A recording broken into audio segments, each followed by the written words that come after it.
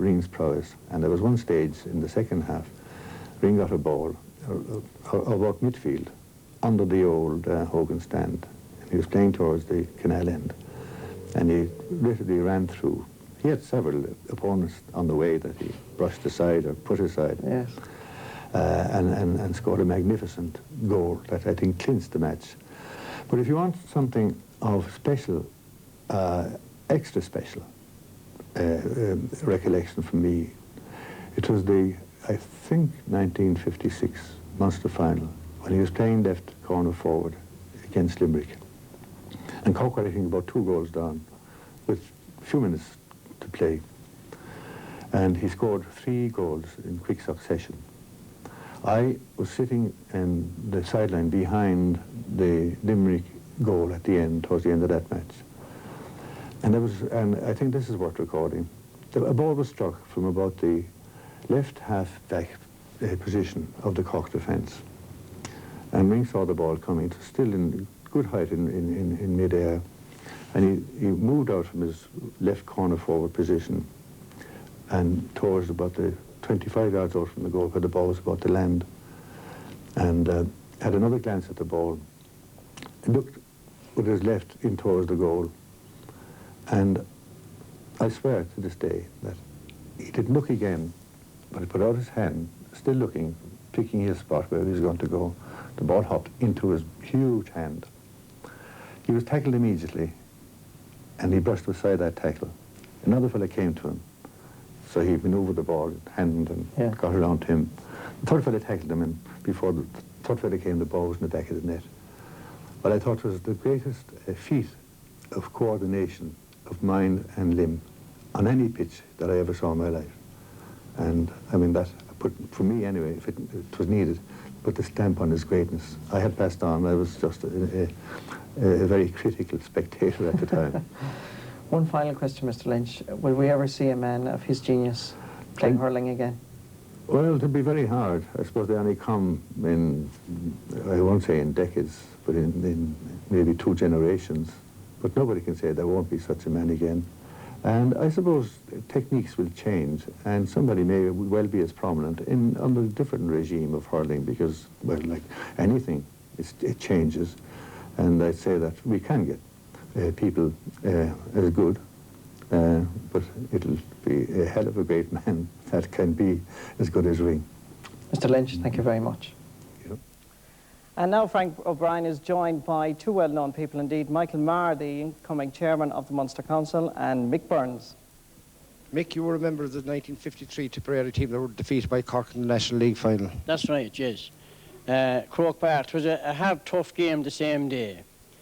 And time was just up, and we thought it was going to be a draw, but Christy broke away on the left wing and flashed a great point over the bar, and the whistle went and the puck out. So you met back in Barry's Hotel afterwards? We met at Barry's Hotel anyway, and we were just settling down for the meal, you see, and we were drowned in our sorrows, of course. And Christy came in down by our table, and I looked up and I said, "Yes, Christy," I says, "there's only one way," I says, "we'll have to shoot you." And he says, Mickey, he says, "You tried everything else," he said. Marvellous, Mick, marvellous. Definitely. Michael Marr, my memories as a young lad was Kieran Carey, Michael Marr and John Doyle. What a full back line. Did you play hurling? A lot of the time we did. We had a bad name maybe in some ways, but we were all very honest at the same time, even John Doyle. I think of Christy, of course, as a young man looked at as a spectator. He was very fleet-footed. I thought he was wonderful, to be honest. And I never thought I'd either play with him or against him. But he did play on me one day in 1957. A fairly tough game. We had a very heavy shoulder charge in the second half. He went down and he fell on his wrist and broke it. And he had to leave the pitch. But when he was leaving the pitch, he crossed the goal line where Mick Mackey was umpire. And they had some very nice verbal exchanges. Thank you very much, Michael, and we wish you all the best in your incoming position as Munster chairman. Back to you, Marty. Michael McCormick, our sports editor, said to me on Wednesday, "Would you like to go to Dublin and fly up Grand Sazai? What am I going to do?" "You're going to try and interview the great Micheál O'Hare." And certainly it was my pleasure, and indeed it was a great achievement for Micheál because he hasn't been able to be interviewed or indeed speak to anybody over the last number of years. Ladies and gentlemen, I'd like to introduce Micheál by giving him a big round of applause.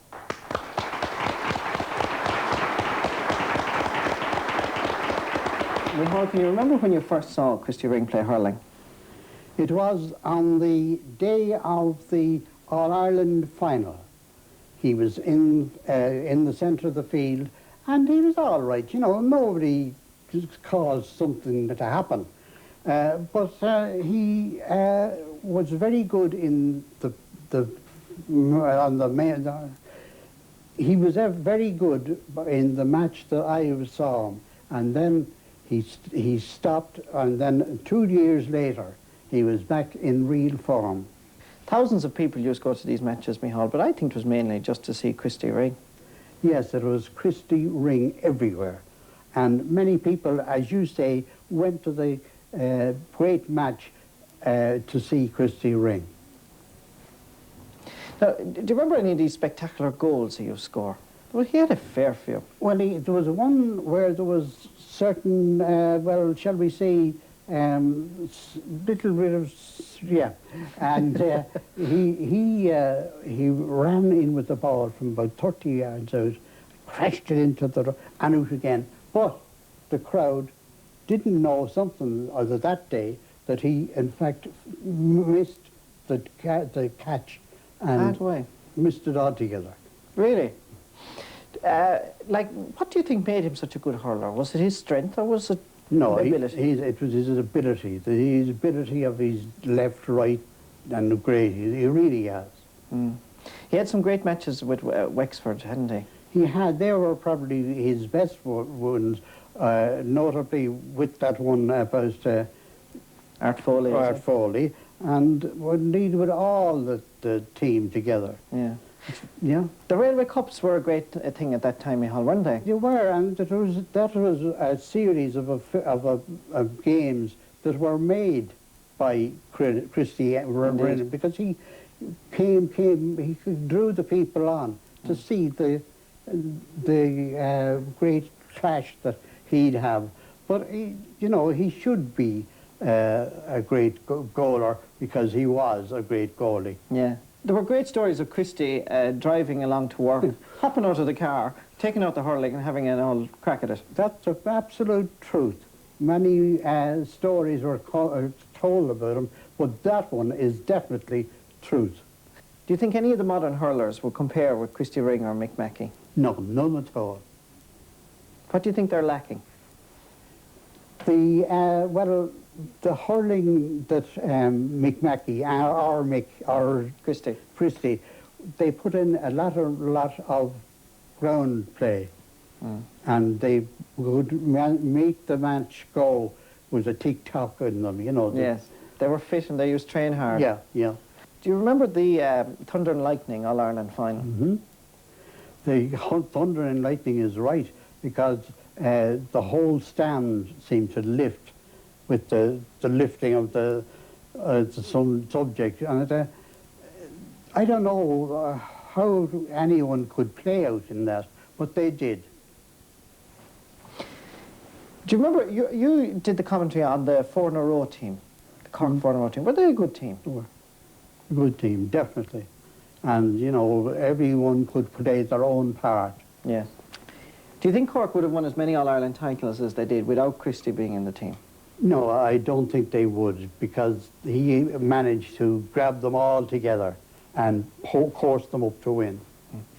Just on yourself, Micheál, obviously you enjoyed your days commentating. Do you miss these days? Oh, yes, yes, definitely. But more hurling than football. And do you still watch the matches on TV? Yeah. And how would you think of the present Galway team? Do you think they're a good team? Oh, they are a good team, and they're going to stay another.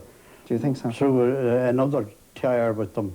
And how about Tipperary? Do you think they'll make the breakthrough eventually? Well, they must have something, but they always seem to fade out. Yeah. Corker will be in there, of course, with a chance this year. So they say.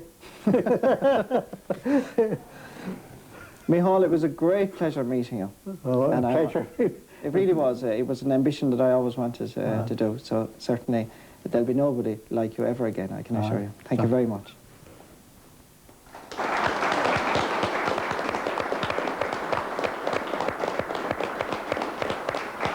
I wonder indeed where would Gaelic games be today without the great Micheál O'Hare bringing the information and the matches right into your homes on the wireless. I would like to thank Micheál and indeed all the O'Hare family for their kindness to Mark O'Shea and myself yesterday. Well, we're going to end this part of the programme with a salute from the Attridge Dance Group, who are now going to give you a demonstration of the hurling boys. Ladies and gentlemen, will you welcome please the Attridge Dance Group.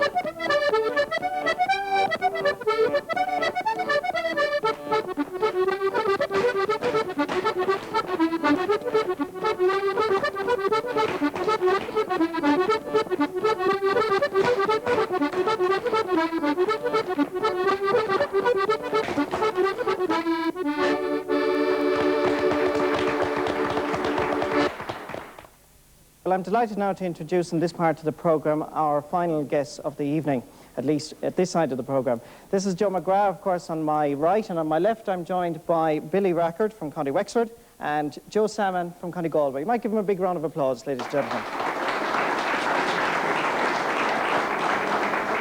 Billy, you have actually a record all to yourself because you were one of the few gentlemen that managed to keep the Bull Christy scoreless. Yes, I had the honour of playing on Christy 3 times and holding him scoreless once, but I must say, in fairness to Christy, he was once would say an old man, but he certainly wasn't fit the same day, so I certainly had luck on my side. Now, you played, of course, in the 1954 and 56 All-Ireland finals. You might just recall some memories of that particular match. Yes, well, speaking as a Wexford man, if you think of the 1954 All-Ireland, because I mean, to put it in perspective, Cork were absolutely lopsided with All-Ireland medals. And we'd been there in 51, and not since 1910 was there a Wexford team with the possibility of winning an All-Ireland. Now, you have to bear that in mind. And to be beaten, it was one of the biggest emotional upsets Wexford have suffered since 1798. Now, I mean that in the best possible fashion. But the score was 1-9-1-6, and I think Cork actually deserved to win it. But can I just say one thing? Down in Wexford, Nick O'Donnell got knocked out, which is a very contentious point in Wexford. And it's amazing how the public in general, that was the record crowd, 83 or 87,000 people. And the majority of Wexford men, I mean, you always look for a scapegoat in defeat. You look for an out. And they all believe that Christy Ring hit Nick O'Donnell with a hurley stick. He wasn't within 20 yards of O'Donnell. It was the ball that actually hit Nico on and only yesterday I was talking to a man, he asked him, oh, he said, I was there, I remember well, that fellow Ring, as I mean. But that fixation is still there. But that doesn't mean the people of Wexford have tremendous respect for Christy Ring as a supreme artist of his craft. Well, indeed, Billy, we knew you were coming tonight, and just to depress you even more, we're going to show you now some highlights from the 1954 All-Ireland final. Here's Micheál O'Hare once again. All-Ireland Final Day 1954, the teams Cork and Wexford. Any All-Ireland sets a problem, but this year's big question, can Christy Ring win his 8th All-Ireland title? Kirky, Farina Moon when a got in Christy Ring, and the Skashki Gala in the Quidacta, Willie John Daly, Gerald Murphy, John Lyons, Jerry O'Riordan, Agus Tullal Laquish, Agus Burlock Gulliman, when a captain Padge Joe, on through a record, Jim Morrissey, Burla Crohiga Thomas, the Guiga Line.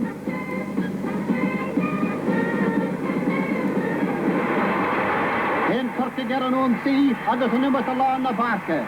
Tagan Christy Ring is Jack. Skurran Harnacus and Tori, Agus Bull Chan is Jack the hard the draw, and cool up to Art Foley and Chin, the look Gurman Agus Tuscany. That's the Flatamak, Agus only a Rode Christy. Chan Ard Haran Cross now, and Fan, Fan the Moyer a Dollar Goyle. Cha, putting it on, Jack the Lord. Van Lock Gurman, Fox there, Nicky Racker, the Gamshu, Urkel Crin, Agus Colleen.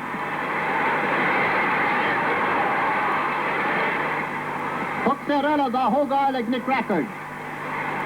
Leroy the Stratonish. And Tom Ryan. Amchi and Shea Agus, Shin Cool, the Loch Gurman. Agus the Glahama, Loch Gurman, Confusig Cool, Agus Free Colleen, Agus Cui Colleen, and Kirkig.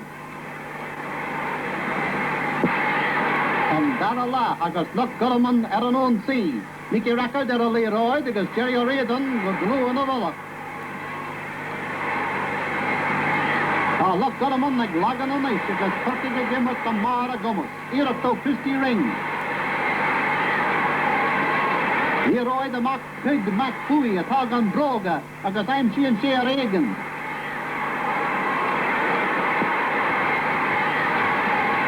Octa Cooley Kirky, a dribbloid on ice.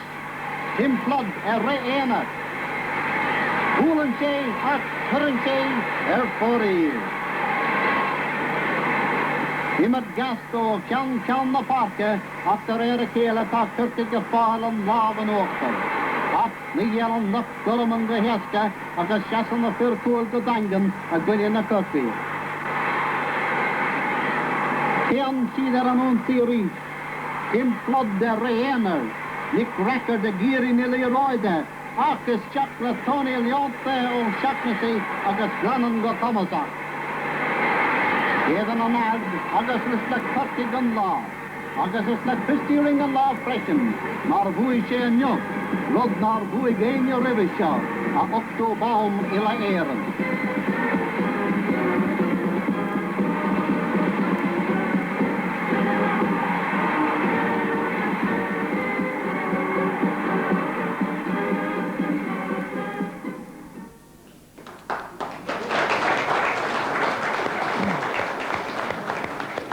Great memories indeed of the 1954 All-Ireland final. If I can turn once again to you, Billy, you were telling me earlier about Christy's great solo run in the 1956, I think, All-Ireland final.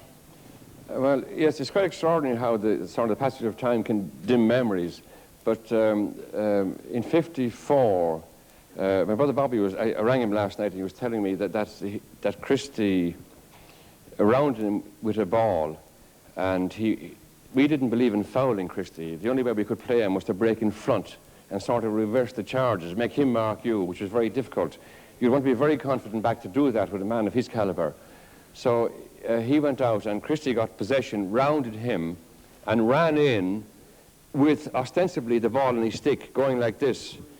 And I think there's an actual photograph of a hurley under Christy's arm. And this is only now last night I got this phone call. And he said he looked and the ball wasn't on the hurley stick. I know this has been said about Mick Mackey, but it wasn't on the hurley stick. But he was here. And he ran in, and the referee, of course, this is the hallmark of a genius. He knew all the aspects were working in his favor. And he ran in and made the obvious movement of putting into his hand. It was always there and flicked it over the bar. Amazing, really. Tell me, Billy, about the story about Christy in New York. I really enjoyed that one. Well, this is rather a debunking story about Cork people in general. I hope you'll take it. Are there many Cork people in the audience? There are a few. I'm sure the Tipperary fellows will love this, but it's a sort of a debunking story about Cork. When you go away from home, especially as we've all had our trips, well, not all. You've had a trip, Joe, haven't you? Yeah. To New York. But if you go away to New York, or wherever it is, and as the story goes, that Christy was standing on an underground railway station waiting for a train to come in, which we've all had experience of. And he was just waiting, and he peered over the fellow's shoulder who was reading a newspaper, and he was reading, to his amazement, the Cork Examiner. So can you imagine seeing a bit of the old sod that far away from home? So he got very excited.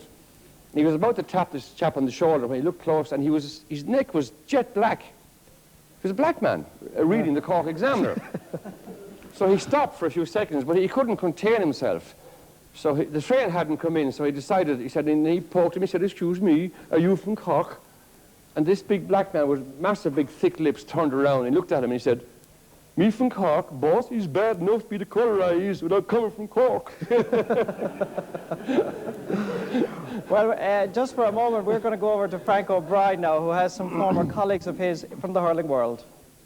I'm joined here by Dennis O'Brien, chairman of Glen Rovers. Dennis, Christy Ring and Glen Rovers were synonymous with each other. Yes, Christy Ring has been a marvellous inspiration to our club. He has won 14 county championships with our club. He has won a football medal with our club. But people don't really know that Christy Ring was quite an accomplished footballer, even though he didn't take it very seriously. His death, at the time that it came, was a major blow to our club. It still is. We probably still are suffering from it. We looked forward that at that point in time, when he stood down from competitive play, that he would be with us for a long time, that we would have his inspiration and his guile with us for a long time. We are still, as I said, reeling from it. We are hoping to get over it, and we will get over it. But he has been, as people here said today, the greatest player of all time. We have always acknowledged that he was the greatest player of all time. I'm sure wherever you travel, Dennis, whatever club you go to, they would always ask you about Christy Ring, would they? They would, really, but he, as I said, he came to our club in the early 40s. He died in 1979. He played for a long number of years, and that it was an awful obstacle that he did die, and that he, at the point that he did die, but we would hope that his past and that his memory, which will always live on, will always be an inspiration to our club. Thank you, Dennis. Father John Collins, you were one of the lucky men that were above the Mardyke when Christy Ring made that famous Gaelic film. That's right, Frank. We were very honoured that Christy took an interest in Farren Ferris in 1963, and he was training us. We won the Harty for the first time in '63, and the Gaeling made a film of him up the dike, and there were 4 of us asked to go down to stand in goal while he was taking 21s, and we saw him that day taking cuts from 70 yards out right over the bar. You know, his skill was amazing.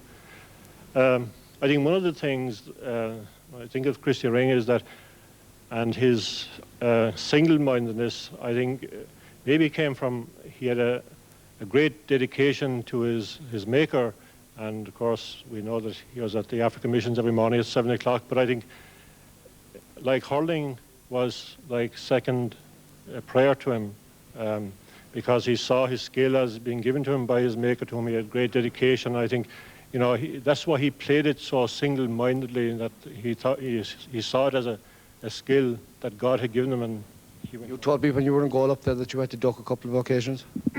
Well, you know, with as Billy Rackett has said, Christy's shot was pretty awesome, so it wasn't a very enjoyable experience being in front of his 21 Thank you, Father John. Charlie Conway, you had the distinction of sending Christy Ring off in the county championship match in Páirc Uí Chaoimh. The old athletic grounds, actually. Well, no, Frank, I wouldn't like to call it a distinction, but I was the appointed referee on that day, and there was an incident took place. It was the semi-final of the Cork County Senior Hurling Championship between Glen Rovers and Sarsfields. And Christy and Michael Barry, whom he was marking, became involved in a little bit of a fracas, which, in my opinion, merited the sideline. And then I sent both of them into the line. Oh, you're living in Blarney, Charlie. Did you drive through Blackpool on your way home that night? Well, I can assure you, Frank, I didn't walk through Blackpool. And as I left the field of play, as you asked me, I wasn't the most liked man in the park that day. The crowd were kind of hostile towards me, but that was the result of my putting off of one of the greatest of all time. I let you into a secret, Charlie. I threw a stall or two at you too. Sean O'Riordan, there was a famous story that you were telling us about Christy and a haircut. Christy was very witty, and he could be quite devastating verbally, as devastating in the verbal sense as he was in the field. He could with a verbal broadside cut the ground from under your feet. There was one particular incident. He was in Dublin for a Railway Cup match, and he was standing in the foyer of Barry's Hotel, and a player from one of the weaker counties like Tipperary or Galway or Kilkenny approached him, and he said, "Christy, could you give me a few tips?" And Ringy said to him, "Well," he said, "go away and get your hair cut." Dory Cremin, president of the Bars, there was many good Eucharistic game played above in the dike. There was indeed.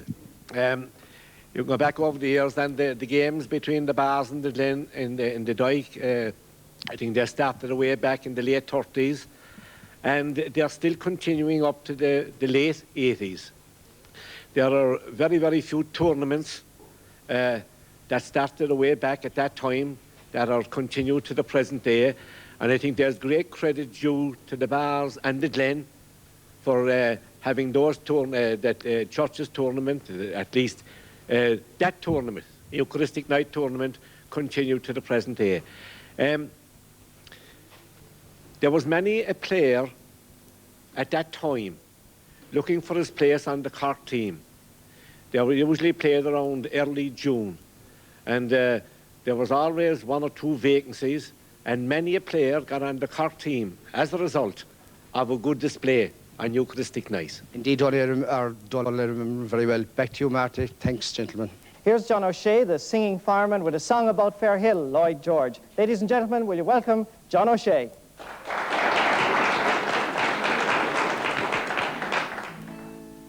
Oh, Lloyd George, he stands up and he gives a great sigh, said there's an ancient old place called the Old Crappie Boy, where the Fenians of old, they were trained and were drilled, but the bravest of them all were the boys from Fair Hill. With me, fall the dull daddy, fall the dull daddy, fall the dull day, says the boys of Fair Hill.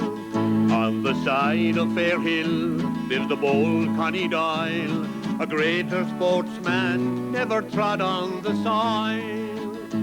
All over the country he's adored like a king, and he'll die on the field for the boys from Fair Hill. With me, fall the dull daddy, fall the dull daddy, fall the dull day, says the boys of Fair Hill. And you heard the great war by the German was planned, and the sole reason why was to capture Ireland. The Kaiser's ambition was never given till he had a few pints with the boys from Fair Hill. With me, fall the dull daddy, fall the dull daddy, here's up 'em all, says the boys of Fair Hill. Joe McGrath, can I ask, how in the name of God is a man from County Down involved with Cork team? Cork under 21 team last year. Well, Marty, I'm a Cork man, obviously, by adoption, and it was a great honour to have been asked to coach the Cork under 21 team in '88. Now, as you know, there are three basic things that you need to make it at inter-county level. One is skill, 2 is a high level of fitness, and 3 is your attitude must be right. Now, to me, Christy Ring had all 3 things. Tremendously skillful. Why? Because he practiced. He had a high level of fitness, extremely strong, a tremendous burst over the first 10 or 15 yards. And he had the attitude was absolutely perfect. Now, I, in coaching the under-21s, wanted to get across to them these 3 things because it was important we were going out and we were going out to win. Now, I typed out 6 questions to which I give quotes from Christy Ring that he'd made it on previous occasions to other questions, but to answer and to try and get across to the players the importance of skill, the importance of fitness and attitude. And Joe, if I could actually just interrupt you there, because it's a rather unique piece of footage. I think it was made by Louis Marcus a couple of years ago, but we have it here tonight. It shows Christy in the Mardyke showing just some of the skills of the game, and he actually explains it himself. So I hand it over to the late Christy Ring.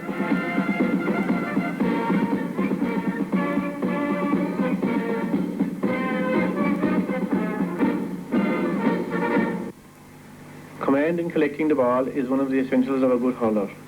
If done correctly, it is a very rewarding move and involves no loss of time whatever. When checking a ground ball, it is usual to keep both hands on the hurley. This is unnecessary as the right hand only is needed. The left hand should be kept for another purpose, as will be shown later. Many players check an air ball but never think in terms of stopping and catching it in one movement. This action should be practiced as it gives the player the advantage of getting the ball in the hand and allows him better control of the play. The ball should always be connected with as high as possible. This shot is one of the essentials of good hurling and should be given special attention by centre fieldmen and forwards. And of course, that was the late Christy Ring.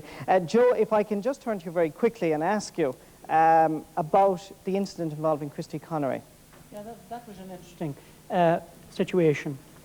Christy Connery got a serious jaw injury and a broken jaw, and it got infected. And it meant that he couldn't turn out in the Munster Championship. And we were to meet Tipperary on the Wednesday night. And Christy told me at that weekend, the previous weekend, that he just was feeling too badly and he couldn't play. So I said to him, look, Christy, would you do me a favour? Would you come over on the Monday night to our team talk? Because as captain, it's important that you be there. So on the Monday night, I handed out my 6 questions. And the 6th question was meant for him. And it was this question. Does injury hold back the totally committed hurler from making his contribution? And I told the story of Shawnee O'Leary in '77 at the Puck Around, where he got an injury to his nose and was taken off. Con Murphy told me this story. And Con was fixing him in the dressing room, and Christy had heard about this and come in. And he asked Con what was wrong, and Con says, well, look, his nose appears to be broken in 2 places. He's bleeding. This man won't play hurling today. So Christy said to him, come on, Shawnee boy, it's not with your nose you play hurling. And Shawnee got up, left the table, went out on the pitch, played a binder, and Cork won. So that was the type of thing that I got across to the under-21s, and they went on using that same attitude to win the All-Ireland in Birr against Kilkenny. A fabulous match, a match that every Cork man would be proud of, each and every member of the team, because they epitomised on the day skill, fitness and attitude as Ring would have done. Well, there's very little more I can add to that. Unfortunately, we have come to the end of our time with you tonight. We hope you have enjoyed the programme. Before we go, I'd just like to say a few thank yous, and I hope I don't forget anybody. We'd like to thank Allied Irish Banks for their very kind sponsorships. For Christie's Blarney Hotel here, it's very kind of them indeed. They facilitated us in every way. We above all would like to thank our guests who travelled indeed from the north of Ireland, from all parts, just to be with you here tonight to commemorate the great Christy Ring. We thank everybody for turning up indeed here at this splendid hotel. We hope you've enjoyed it. We end tonight's programme with Pat Stakelum, who's going to sing, I think, the Hurler's Prayer. From all of us to all of you, a very good night. And Christy Ring lives on.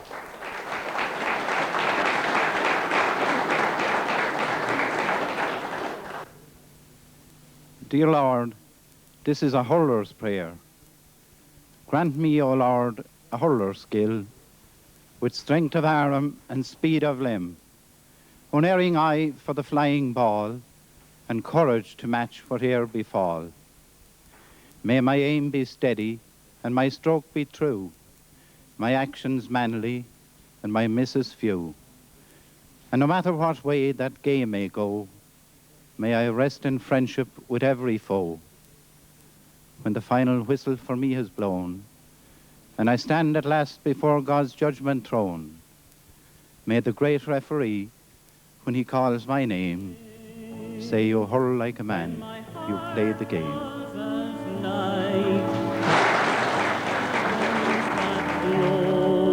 Down the Mardyke through each elm tree, where we sported and played, 'neath each green leafy shade, on the banks of my own lovely lea, where we sported and played, 'neath each green leafy shade, on the bank